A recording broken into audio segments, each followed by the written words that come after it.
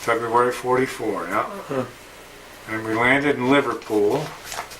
And then we got on the train and went over on the east coast of England. We were around Exeter. We were in a little town called Chudley. And we had a big, I remember the company was in a big house. Somebody's house, I don't know whose it was. But we were billeted there, see. What's that mean? Billeted. Well, that was room and board there. Then, June 6th, some of our unit went ashore on D-Day, but I didn't. I think I didn't go in till about D+4, something like that. So 4 days after D-Day. Yeah, Where'd you go in? D+4. Where'd you go in? Utah Red Beach. You actually got off the, we had to Well, get your feet wet and go to shore? We were on the LST. LST, Which means? landing ship for tanks. Alright. But I was in a 6x6. Them big mothers that got brakes go tsh. Anyway, Were you scared? Huh? Were you scared at that point? I was too dumb to be scared. Really? You don't Dumb know? young kids aren't scared. You don't know what was ahead? Anyway, I had my motorcycle on the back, right? Lashed to the, them boards? Right. Whatever they call it. And I was in the back end alone with my motorcycle. I was company agent. In other words, I was running messages from A company to headquarters, see? That was my job. Sometimes there were messages that they didn't want to be intercepted by radio, so they sent them by courier. That's what I did. Well, in addition, other things I did. So we went ashore. I didn't get my feet wet because the vehicle was waterproof. They had a snorkel on the There he carburetor, goes. and the motor could run submerged as long as it got the air. Right. See? And we went ashore, and then the first Intrigued. town we went through was Saint Maragli, and then of course In Belgium? Where is that? Saint Maragli? Normandy. Oh, in France. Okay. Yeah. Kitties? Are they kissing it? And then Caen, C-A-E-N, and Carentan, C-A-R-E-N-T-A-N, and So what'd you do in these cities? You do some fighting or just went through it? no, we kept moving. Just walking? Would you walk? No, I had a motorcycle. What about the others? We were, at one time, it depends on the table of organization. With self-propelled mounts, you have a recon company. And they took me out of A company because we had self-propelled. At one time we were towed mounts. Towed 75 millimeter gun carriages, with on a half track, 75 millimeter. They were old French 75. What's that shell you have that the lamp is made out of? Oh, that come later. That was a 76 millimeter we had in the M10s. Oh. Those were self-propelled.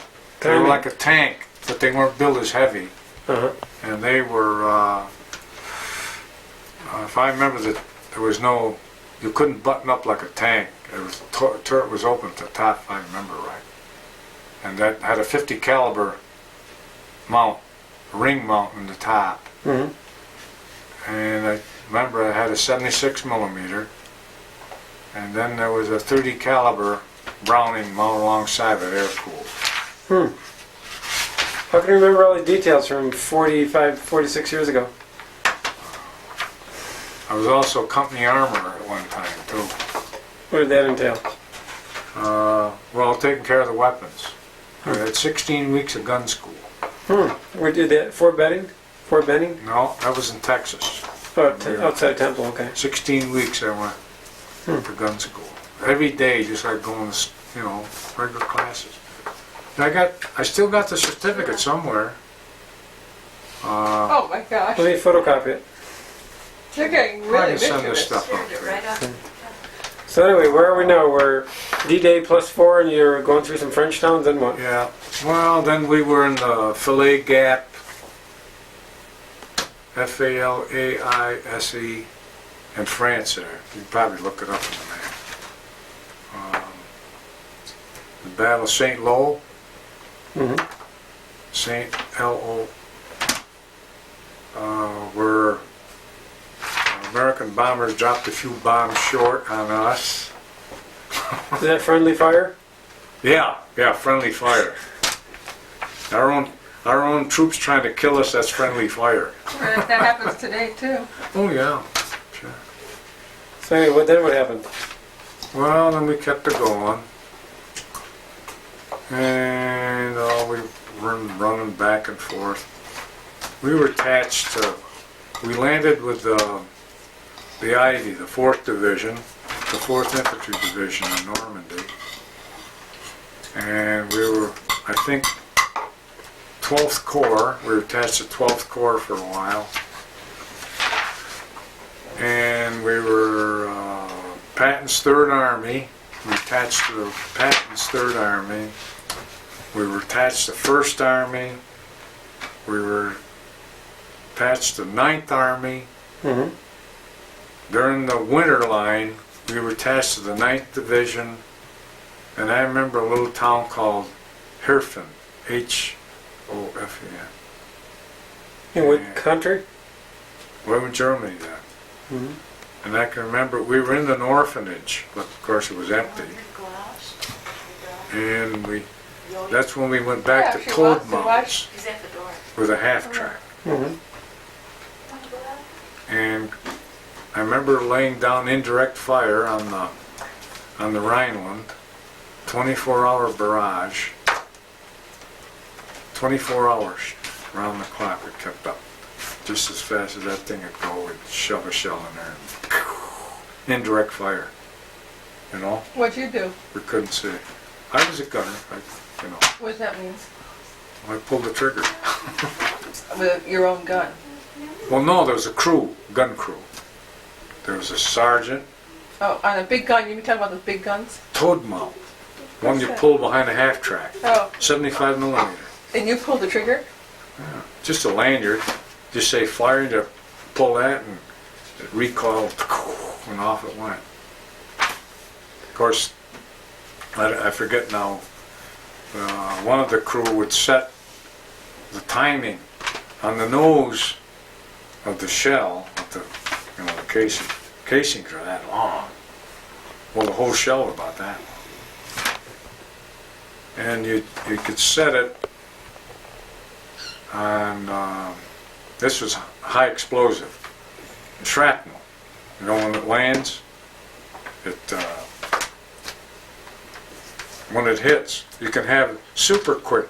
In other words, super quick, when it hits like this, it immediately explodes. Right. And then there's quick, which will make those craters. And then there's delayed. Whatever they set up, they set up for 5 minutes, 10 minutes, whatever. And then they bury in the ground, and then the timing mechanism, and then maybe somebody be walking along and boom. Sounds fun. Oh, it's fun and games. People design these things to kill other people, right? That's been all through history.